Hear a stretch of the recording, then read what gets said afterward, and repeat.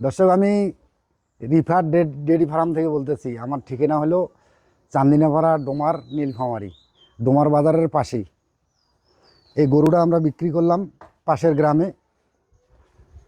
আমার এই সম্পর্কে ভাজতে হবে, ভাজতে নিয়েছে কী দামে নিল আর কতটুক দুধ, কি জাতমান দেখেন। দর্শক আমাদের সাথে থাকেন। 20 কেজি দুধ আছে, সাথে এই জার্সি বাচ্চা, বকনা বাচ্চা। এই গরু তো শেখার পরে এখন তো শেখে নিছে।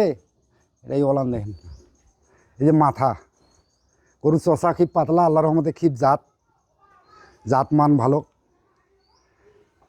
আচ্ছা আসো, তোমার ঠিকানাটা হচ্ছে হরিণচরা। হরিণচরা।